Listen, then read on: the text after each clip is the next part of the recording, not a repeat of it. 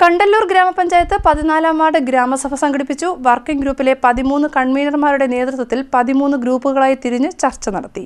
കണ്ടല്ലൂർ ഗ്രാമപഞ്ചായത്ത് 14-ാം വാർഡ് ഗ്രാമസഭ നടന്നു. കണ്ടല്ലൂർ ഗ്രാമപഞ്ചായത്ത് വൈസ് പ്രസിഡന്റ് ആർ ഷൈനിയുടെ അധ്യക്ഷതയിലാണ് ഗ്രാമസഭ നടന്നത്.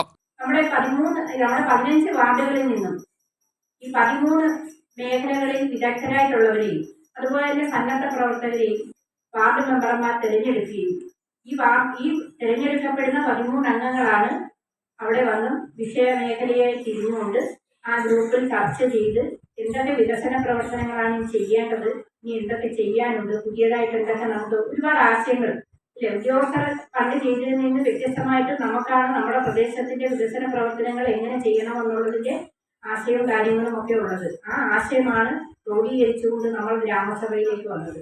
എന്തിനാണ് ഗ്രാമസഭയിലേക്ക് വന്നത്? ജനകീയ ആസൂത്രണമാണ്. ജനകീയ ആസൂത്രണം നടപ്പിലാക്കണമെന്നുണ്ടെങ്കിൽ ജനങ്ങളിൽ നിന്ന് വേണം ഈ പദ്ധതി ആസൂത്രണം എന്തൊക്കെയാണ് എടുക്കേണ്ടതെന്നുള്ളത് നമുക്ക് ശേഖരിക്കേണ്ടത്. ഒരു വാർഡിൽ നിന്ന് 13 പേര് വന്നതുകൊണ്ട് മാത്രം ജനകീയ ആസൂത്രണം പൂർണ്ണമാകുന്നില്ല. മറിച്ച് ജനങ്ങൾ ഇവിടെ ആ 13 പേര് വന്നിരുന്ന് നിർദ്ദേശിച്ച നിർദ്ദേശങ്ങൾ ഇവിടെ വായിക്കും. ആ നിർദ്ദേശത്തിൽ നിന്ന് വ്യത്യസ്തമായ നിർദ്ദേശങ്ങൾ നിങ്ങൾക്ക് ഓരോരുത്തർക്കും പറയാൻ കാണുമായിരിക്കും. നിങ്ങൾക്കാണ് കൂടുതൽ കാര്യങ്ങൾ അറിയാൻ പറ്റുന്നത്. കൃഷി ചെയ്യുന്ന ഒരാളിന് മാത്രമേ കൃഷിയുമായി ബന്ധപ്പെട്ട കാര്യം പറയാൻ സാധിക്കത്തുള്ളൂ. പശുകൃഷി ചെയ്യുന്ന ഒരാളിന് മാത്രമേ ക്ഷീര കർഷക പ്രശ്നങ്ങൾ പറയാൻ സാധിക്കുകയുള്ളൂ.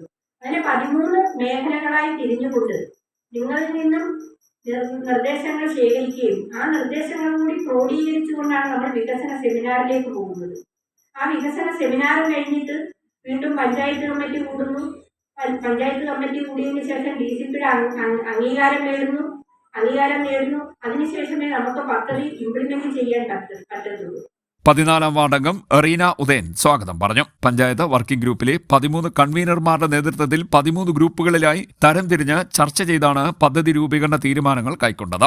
യോഗത്തിൽ കണ്ടല്ലൂർ ഗ്രാമപഞ്ചായത്ത് accredited engineer Naseera panchayat report അവതരിപ്പിച്ചു. ഗ്രാമപഞ്ചായത്ത് അംഗം RS രശ്മി ആശംസാ പ്രസംഗം നടത്തി. മുൻ ഗ്രാമപഞ്ചായത്ത് അംഗം അനിൽകുമാർ, G പൊന്നപ്പൻ കറുത്തേരിൽ, K ജഗൽജീവ്, അജിമോൻ കണ്ടല്ലൂർ, സുരേഷ് ബാബു, ഭൻസരിദാസ്, ബീന പുഷ്കരൻ, വിനയദായിനി രമണൻ, രഞ്ജിനി, രതീഷ്, അംബിക, സജീവ്, വിഷ്ണു, ബിജു എന്നിവർ പങ്കെടുത്തു. CDNet news Kayamkulam.